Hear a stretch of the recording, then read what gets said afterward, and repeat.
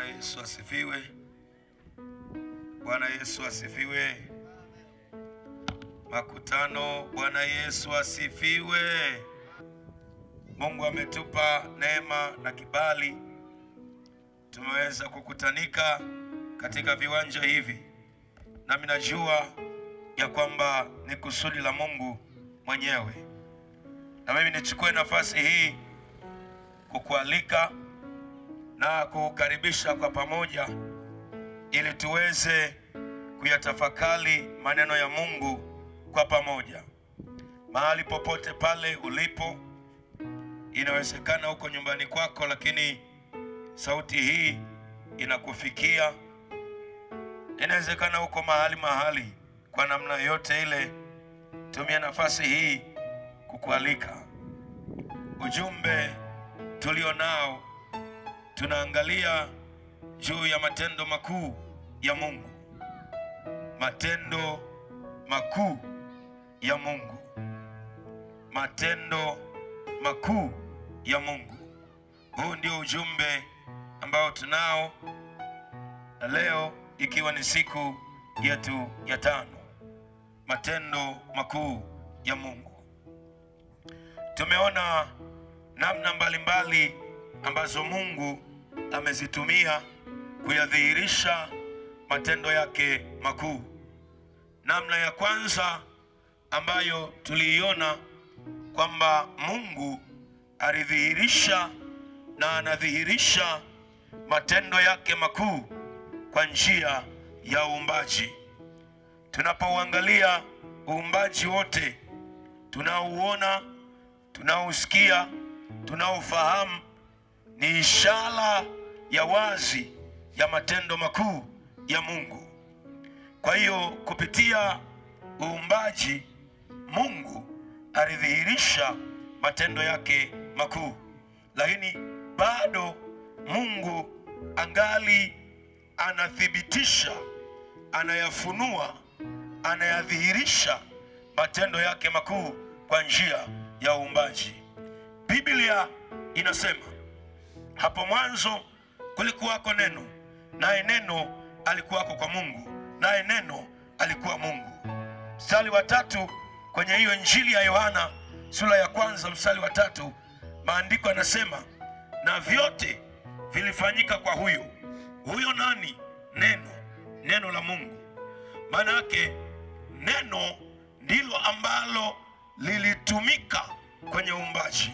Lakini ukisoma Hebrania sura ile ya 11 na mstari wa 3, maandiko yanasema, kwa imani twafahamu ulimwengu uliumbwa kwa neno la Mungu.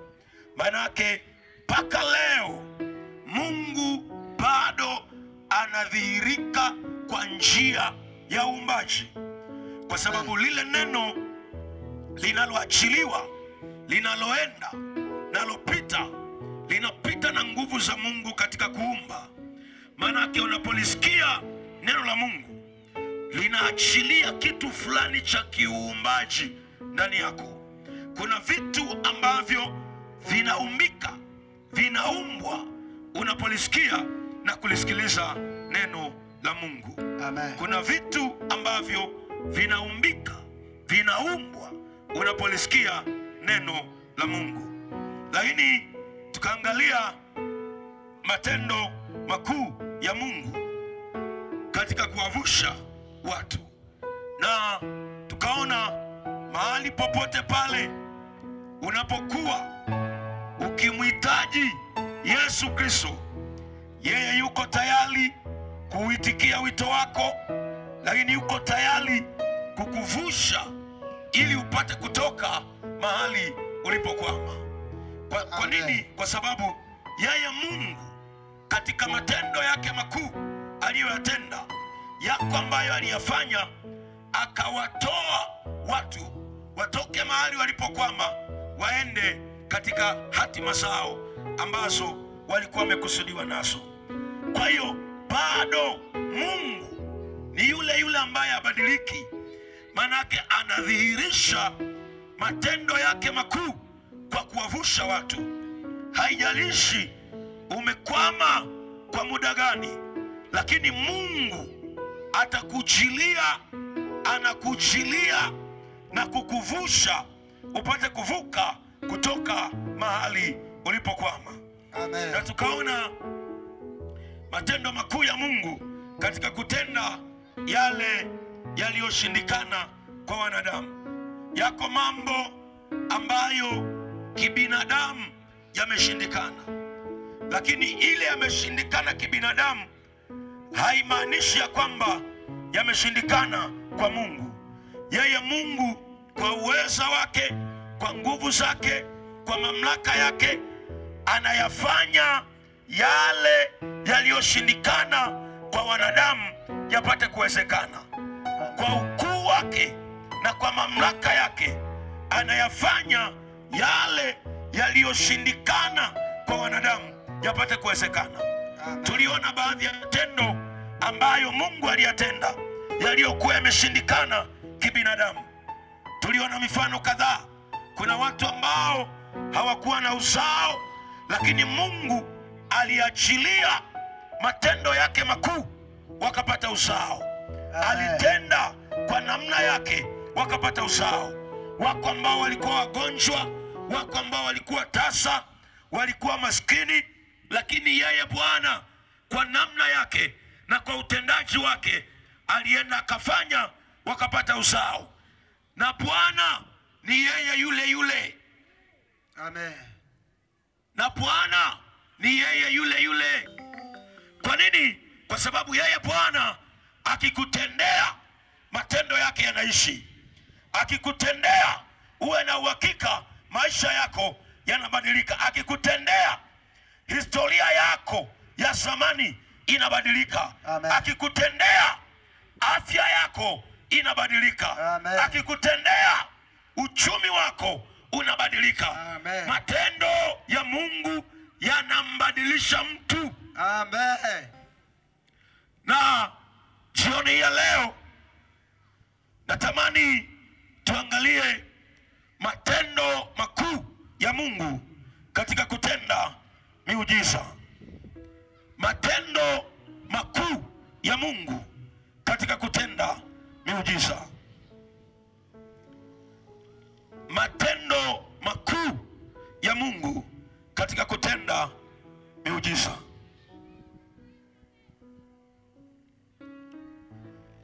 Baba, ninakubariki kwa sababu wewe ni Mungu utendaye ishara na miujiza katikati ya watoto wako. Ninakuinua kwa sababu ulitenda miujiza miaka mingi iliyopita. Ninakuinua kwa sababu bado unatenda miujiza katika nyakati hizi tulizo nazo. Ninakuinua kwa sababu bado utaendelea kutenda miujiza katika nyakati zijazo. Asante kwa sababu wewe ni Mungu unayetenda matendo yako makuu kwa namna ya miujiza. Ninakubariki, ninakutukuza. Wewe Bwana ulithibitishe neno lako hili kwenye mioyo ya watoto wako, kwenye akili zao, kwenye fahamu zao. Upate kulithibitisha neno lako la kweli.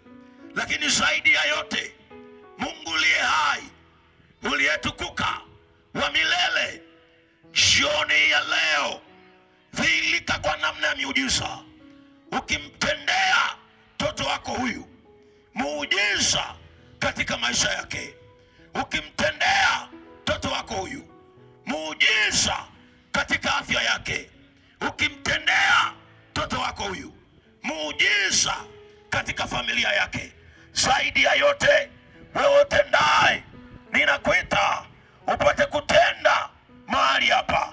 Ninakuita upate kutenda katika maisha ya mtoto wako huyu. Asante kwa sababu wewe ni yeye yule usiyebadilika. Roho na karama ya miujiza ipate kuenea ikiambatana na neno lako hili.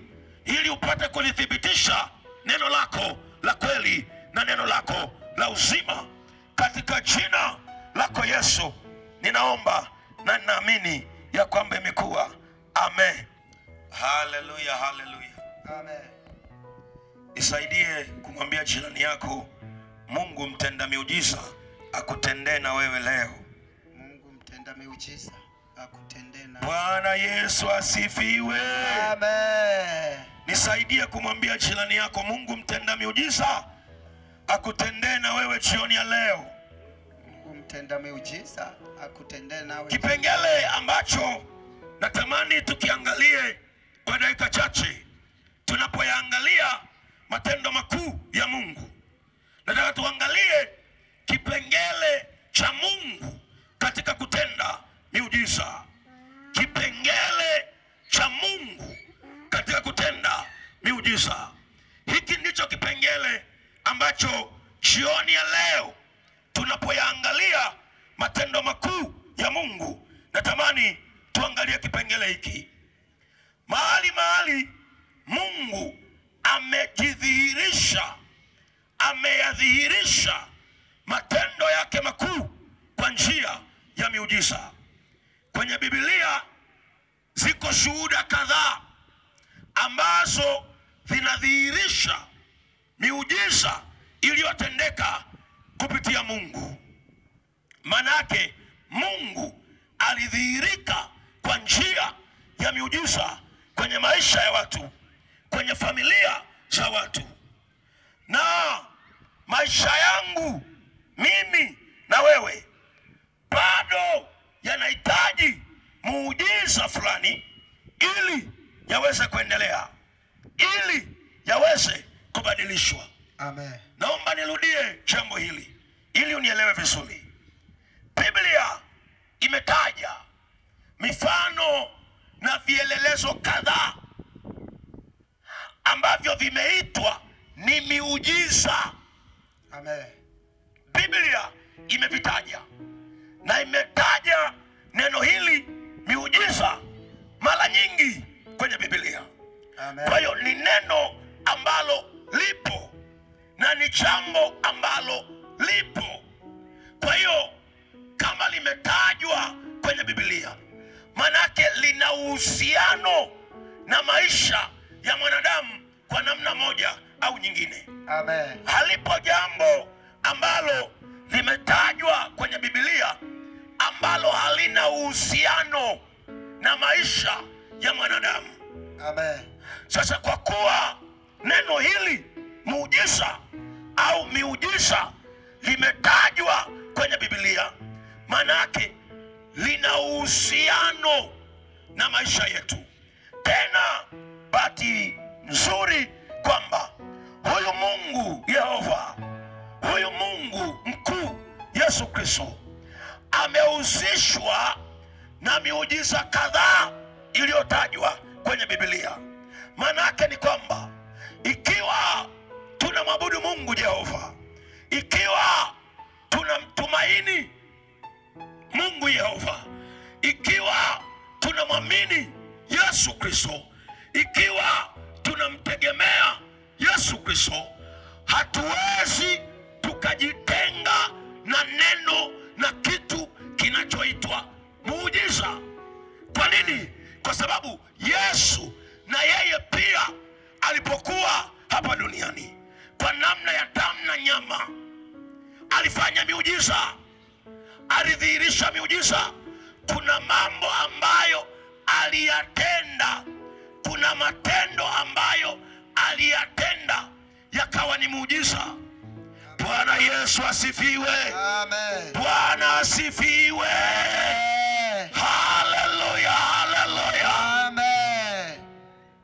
Kwa maana hiyo hiyo, unapokuwa na Mungu ambaye ni Mungu Yehova, unapokuwa na Mungu ambaye ni Yesu Kristo, hauwezi ukajitenga na miujiza, hauwezi ukaikwepa miujiza. Kwa nini? Kwa sababu yeye ndiye mtenda miujiza. Amen. Nifikishie jirani yako, mwambie Yesu akutendee muujiza jioni ya leo. Yesu akutendee muujiza jioni. Ule muujiza wako naongoja, Yesu akutendee jioni ya leo. Ule muujiza unaongoja Yesu akutendee jioni ya leo. Kwa hiyo miujiza ni kitu cha kibibilia na ni kitu cha kiroho na ni kitu cha kiimani katika Mungu. Amen. Ni Mungu anayetenda miujiza, ni Yesu anayetenda miujiza. Amen. Ni yeye peke yake wala hapana mwingine. Wanapojaribu wengine, muujiza wa Yesu hauwezi kufanana na miujiza ya watu wengine. Ni Yesu tu. Na ndio maana jioni ya leo nataka nikwambie, unapokuwa unahitaji muujiza fulani kwenye maisha yako, ni lazima uwe na Yesu. Maana yeye ndiye anayetenda miujiza. Unapohitaji muujiza kwenye ndoa yako, ni lazima uwe na Yesu. Kwenye ndoa yako, maana yeye ndiye mtenda miujiza. Unapohitaji muujiza kwa watoto wako, ni lazima uwe na Yesu, maana yeye ndiye mtenda miujiza. Amen. Bwana Yesu asifiwe. Amen. Haleluya, haleluya makutano. Amen.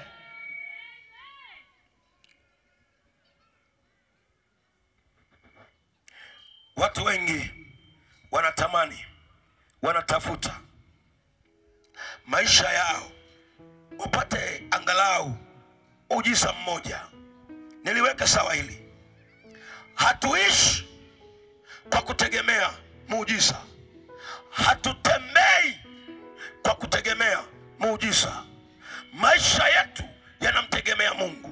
Amen. Lakini kuna saa maisha yetu ili yawe kwa namna ambayo inatakiwa kuwa, tunahitaji muujiza. Amen. Na ndio maana maisha yako pia yanahitaji muujiza. Amen. Na kwa sababu yanahitaji muujiza fulani, unamhitaji mtenda miujiza. Amen. Ambaye ni Yesu. Amen. Unamhitaji mfanya miujiza. Amen. Ambaye ni Yesu. Amen. Kwa nini? Kwa sababu maisha yangu mimi na wewe yanahitaji muujiza fulani. Amen. Naomba unielewe vizuri.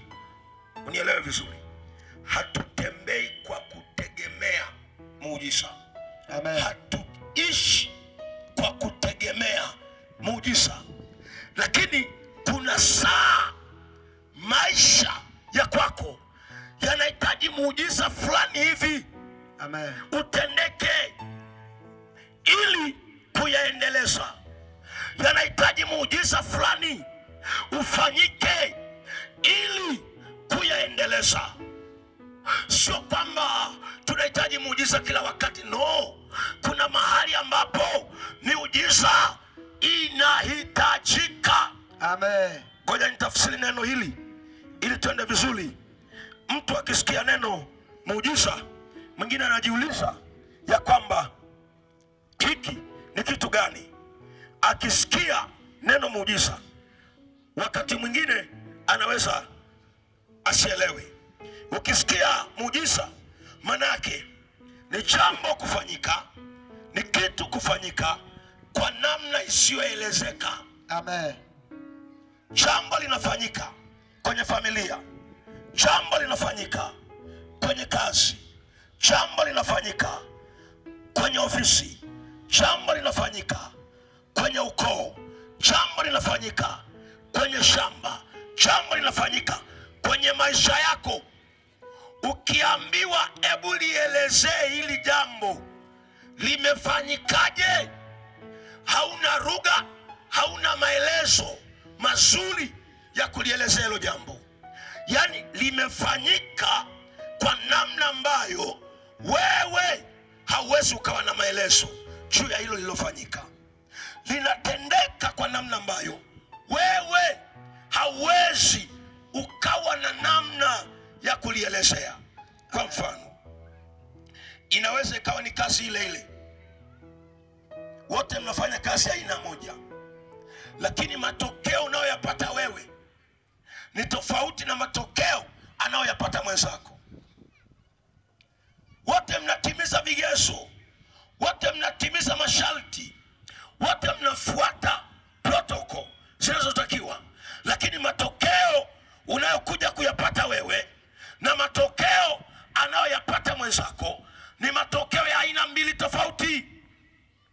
Manake ukiulizwa hili jambo unasema kwa kweli mimi sijui, kwa sababu ninachojua nimetimiza wajibu wangu tu, lakini kuhusu matokeo na kilichotokea hakuna ajuae. Amen. Hakuna ajuae. Amen. Manake muujiza ni ile hali ya jambo kufanyika kwa namna isiyoweza kuelezeka. Amen. Hiyo ni maana ya kwanza. Lakini ili uwe na uelewa zaidi, ni kuongezee maana ya pili au namna ya pili. Ukisikia muujiza ni mbingu kudhihirika katika mwili kwa namna ya mbingu. Amen. Ni mbingu kudhihirika katika ulimwengu wa mwili wa damu na nyama kwa namna ya kimbingu. Amen. Naomba uelewe, ulimwengu wa mwili una kawaida yake, una kanuni zake, una utendaji kazi wake, kwamba ili jambo fulani litokee, kwa mfano kwamba ili mtoto apatikane, ni lazima awepo mwanaume na mwanamke ambao wameamua kuishi pamoja kama mme na mke, na katika maamuzi yao ya kuishi pamoja waambatane rohoni, waambatane mwilini, na kile kitendo cha kuambatana rohoni na mwilini kilete ujauzito. Ni kanuni ya mwilini kwamba huyu ni mme, huyu ni mke, wameishi pamoja kama mme na mke, mtoto anatokea. Ni kanuni ya mwilini, ni kanuni, ni kawaida ya ulimwengu wa mwili, na ulimwengu wa mwili unatembea kwenye kanuni hizo. Lakini ukienda kwenye utendaji kazi wa mbingu, wa rohoni, katika ufalme wa Mungu, hautendi kwa namna ya mwilini, na wenyewe una kawaida yake. Amen. Una namna yake. Amen. Namna ya rohoni au namna ya mbinguni ni tofauti na namna ya mwilini. Naomba nielewe vizuri. Kwa hiyo mbingu zinapodhihirika katika ulimwengu wa mwili, katika kutenda kazi, huo unakuwa ni muujiza. Mbingu za Mungu Yehova zinapodhihirika, zinapojifunua katika ulimwengu wa mwili, huo unakuwa ni muujiza. Kwa nini? Unatendeka kwa namna ambayo mtu hawezi akaelezea. Kwa hiyo miujiza mingi huambatana na nguvu za kimbingu katika utendaji. Naomba niweke sawa ili nikupe maandiko kadhaa, kwa sababu ukinielewa, ukiyasikia maneno haya ya Mungu, inakuwa ni rahisi kuamini na kumwelewa Mungu jinsi alivyo. Kitabu kile cha Mathayo sura ya 6. Mathayo sura ya 6 mstari wa 10.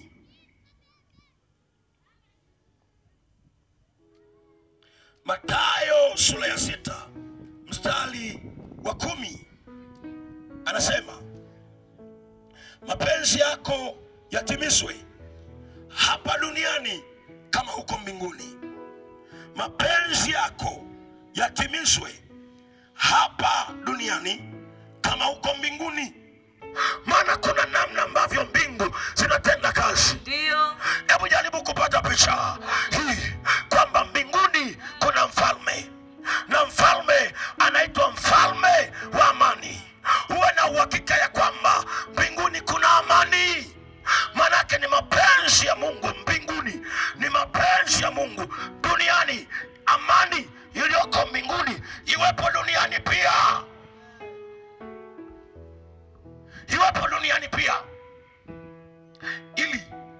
niwaulize, hivi mnawezaje kuwa na amani?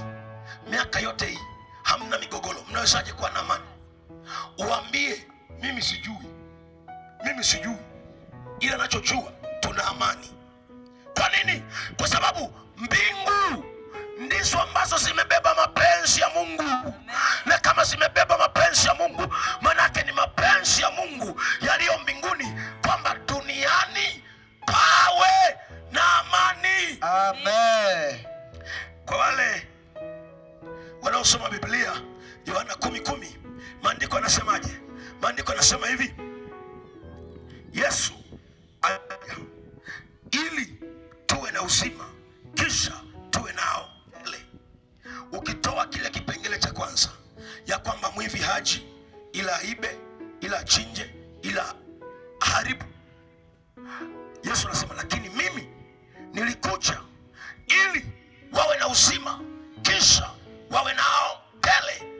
Manake maelezo haya yanatufunulia tujue ya kwamba mbingu za Mungu ambazo Yesu Kristo ametoka zimebeba uzima. Kwa hiyo ni mapenzi ya Mungu wewe uwe mzima. Ni mapenzi ya mbingu za Mungu ya kwamba wewe uwe mzima. Biblia inasemaje? Ya kwamba huko hakuna mauti, huko hakuna magonjwa, huko hakuna laana, huko hakuna maombolezo, huko hakuna maskini.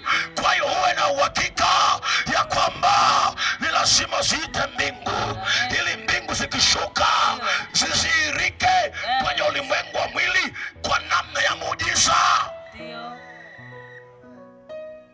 Anasema mapenzi yako yatimizwe hapa duniani kama huko mbinguni. Manake anataka ule utendaji kazi wa mbinguni, namna mbingu zinavyofanya kazi, namna mbingu zinavyotenda kazi, namna ile ile idhihirike kwenye ulimwengu wa mwili. Bwana Yesu asifiwe. Amen. Haleluya kanisa. Haleluya makutano. Amen. Bwana asifiwe. Amen. Nikupe maandiko kadhaa yanayothibitisha ya kwamba Yesu ni mtenda miujiza. Alipokuwa hapa duniani alitenda miujiza. Naomba nianze na kitabu cha Kutoka. Nianze na kitabu cha Kutoka sura ile ya 34. Kitabu cha Kutoka sura ya 34 mstari wa 10. Maandiko yanasema, akasema, tazama nafanya agano mbele ya watu wangu, nitatenda miujiza, nitatenda miujiza ya namna isiyotendeka katika dunia yote, wala katika taifa lolote, na watu wote ambao unakaa kati yao wataona kazi ya Bwana, kwa maana ni neno la kutisha nikutendalo. Kipengele ambacho natamani ukione hiki, anasema hivi, nitatenda miujiza. Huyu ni Mungu anasema hivyo, na anasema miujiza nitakayoifanya haijawahi kutokea duniani kokote, haijawahi kutokea kwa mtu yoyote, haijawahi kufanyika kwa yoyote. Bwana Yesu asifiwe. Amina. Bwana asifiwe. Kwa sababu kuna namna ambavyo watu wanaweza wakakalili ya kwamba miujiza mpaka jambo fulani lifanyike, kwa sababu kuna mahali lilifanyika la kufanana na hili likawa ni muujiza. Lakini Biblia inasema muujiza huu na miujiza hii takayoitenda haitafanana na namna yoyote ile duniani, ili watu wapate kujua ya kwamba mimi ni Mungu. Bwana Yesu asifiwe. Na jioni ya leo Bwana akakutendee muujiza katika jina la Yesu. Na jioni ya leo Yesu akutendee muujiza muujiza kwenye familia ya kwenu. Yesu awatendee muujiza, maana yeye ndiye atendaye miujiza. Zaburi ya 71 mstari wa 17. Zaburi ya 71 mstari wa 17. Maandiko yanasema, Ee Bwana,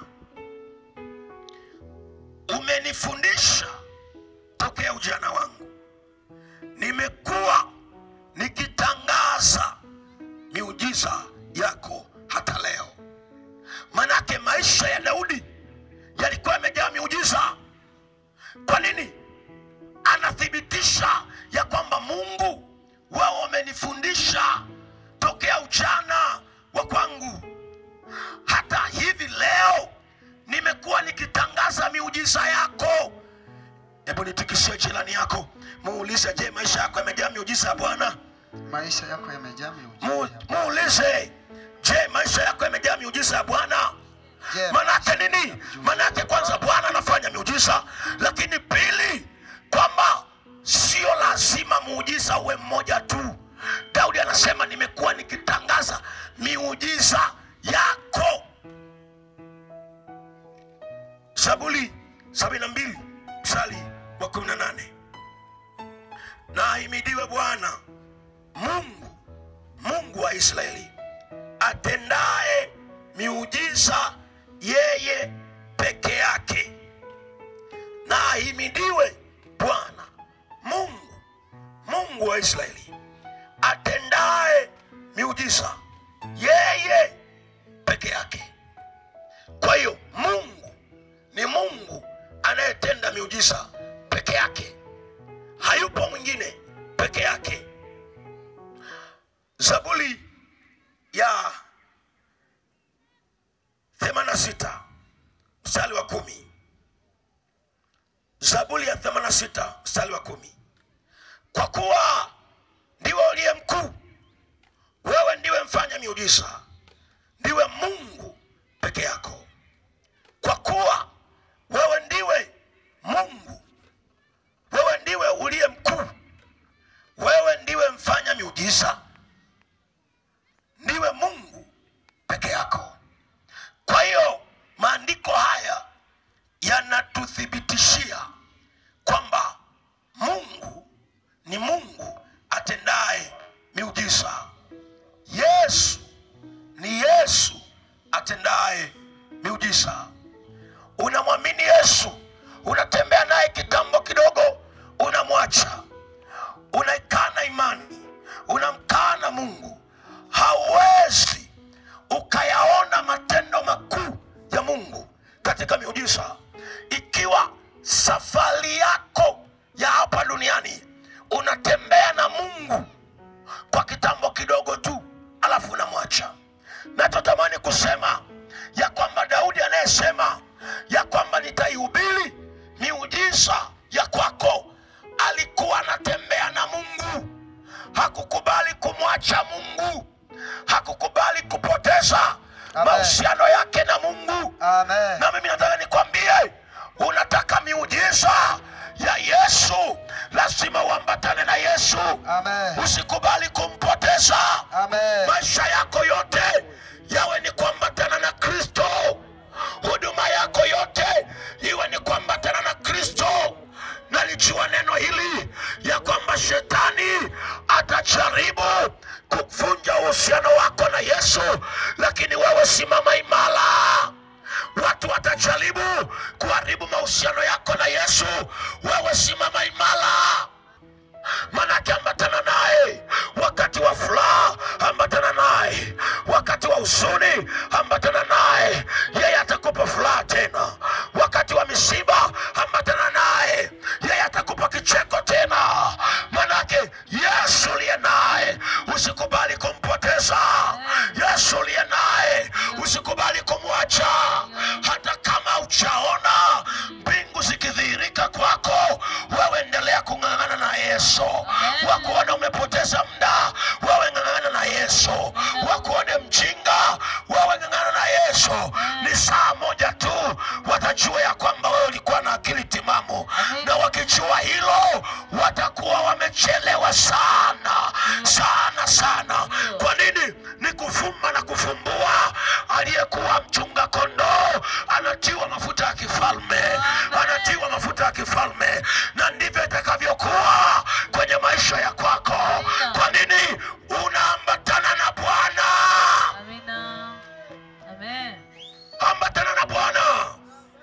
Usimpoteze Yesu, usimpoteze Mungu kwenye maisha yako,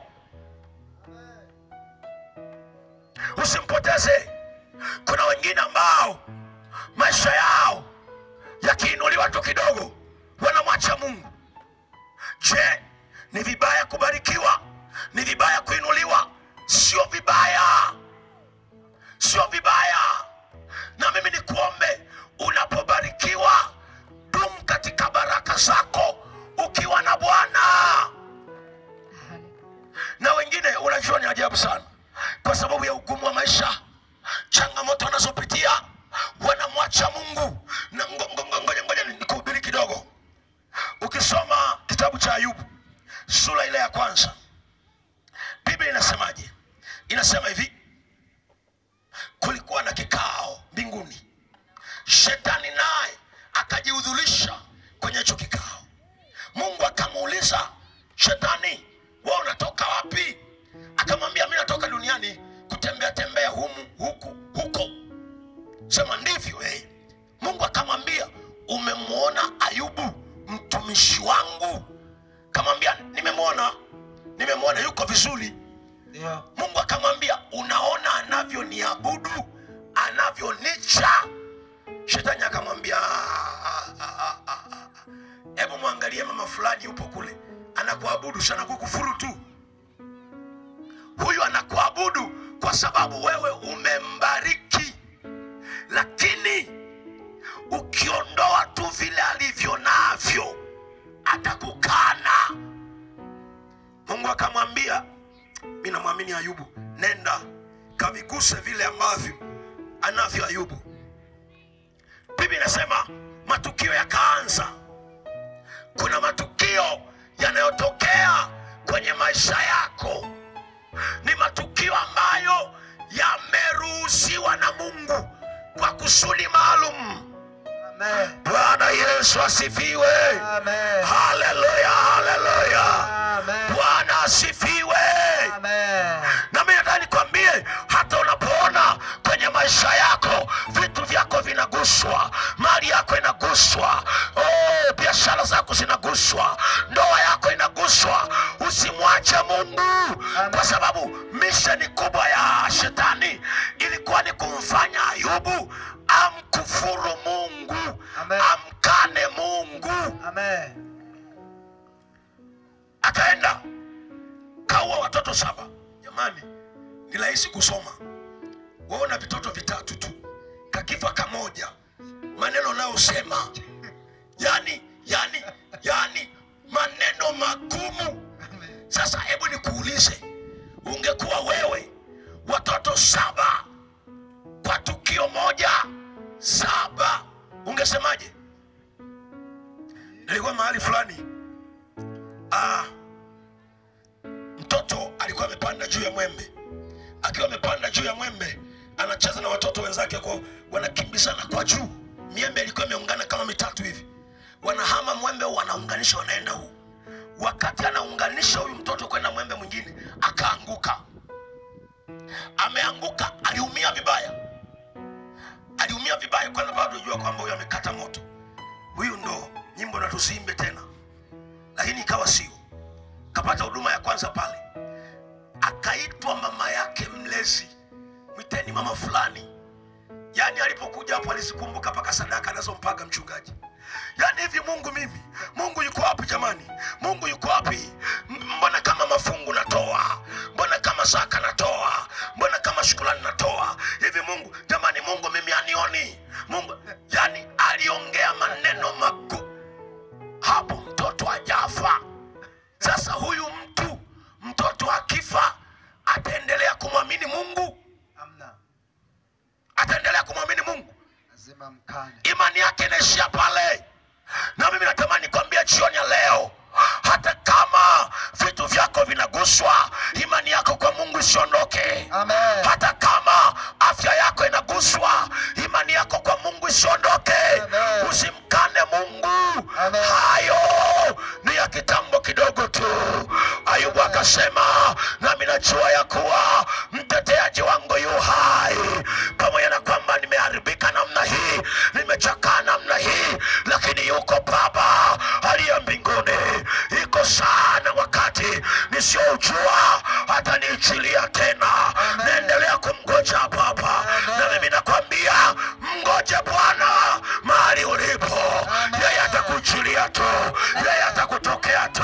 Hajawahi kumwacha mtu wa kwake akaibika milele. Amen. Amen. Hajawahi. Amen. Hajawahi. Hajawahi. Hajawahi. Hajawahi. Atakuchilia tu. Hallelujah. Amen. Hallelujah. Amen. Hallelujah. Amen. Hallelujah. Amina. Okay. Okay. Wewe nikupe mfano mchache. Alafu tukaombe. Mfano mchache. Andika mfano wa kwanza. Mjane wa Sarepta. Mjane wa Sarepta. Kama unaandika, andika hiyo. Wafalme wa kwanza sura ile ya 17. Wafalme wa kwanza sura ile ya 17. Mstari wa 8. Mstari wa 8 na kuendelea. Wafalme wa kwanza sura ya 17 mstari wa 8 na kuendelea. Naomba nisome. Neno la Bwana likamjia na kusema, ondoka uende Sarepta, ulio mji wa Sidoni, ukae huko. Tazama, nimemwagiza mwanamke mjane akulishe huko. Basi akaondoka akaenda Sarepta. Alipofika langoni pa mji, kumbe pana mwanamke mjane alikuwa akiokota kuni. Akamwita akamwambia, niletee maji na kuomba chomboni nipate kunywa. Alipokuwa akienda kuleta, akamwita akisema, niletee na kuomba kipande cha mkate mkononi mwako. Kipande cha mkate mkononi mwako. Naye akasema, kama Bwana Mungu wako aishivyo, sina mkate ila konzi ya unga katika pipa na mafuta kidogo katika chupa. Nami ninaokota kuni mbili ili niingie nijipikie nafsi yangu na wanangu, tule tukafe. Elia akamwambia, usiogope, enenda ukanifanyie kama ulivyosema, lakini unifanyie mkate mdogo uniletee, kisha ujifanyie nafsi yako na mwanao. Mstari wa 14. Kwa kuwa Bwana Mungu wa Israeli asema hivi, lile pipa la unga halitapunguka. Lile pipa la unga halitapunguka, wala ile chupa ya mafuta, hata siku ile Bwana atakapoleta mvua juu ya nchi. Basi akaenda akafanya kama alivyosema Elia na yeye mwenyewe.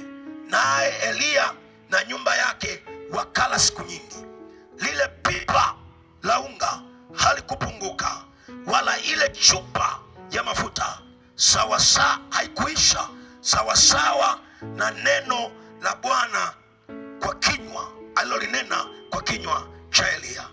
Watu wa Mungu, nataka kushare na wewe kwa ushuhuda wa muujiza wa mwanamke huyu wa Sarepta. Biblia imetuonyesha huu ni muujiza wa vitu visivyoisha, ni muujiza wa kutokuisha. Kwanza nataka tushare kwa habari ya maelekezo aliyopewa. Biblia inasema alipoenda pale, mtumishi wa Mungu akamwambia, kaniletee maji. Maji ilikuwa jambo jepesi, aliyafuata. Wakati anayafuata maji, akamwambia, rudi kaniletee mkate, kipande kidogo mkononi mwako. Kipande kidogo mkononi mwako. Nataka niseme pia kwamba kuna ambao wanadhani na kufikiri ya kwamba Mungu anavihitaji vitu vyote vilivyo mikononi mwao. Yaani kuna watu wengine wanakataa kumwamini Mungu, wanakataa kumtolea Mungu, wanakataa kuambatana na Kristo kwa sababu ya kuamini kwamba sasa huu utajiri wangu si wote utaisha, natoa tu kanisani, napeleka tu kanisani. Lakini mtume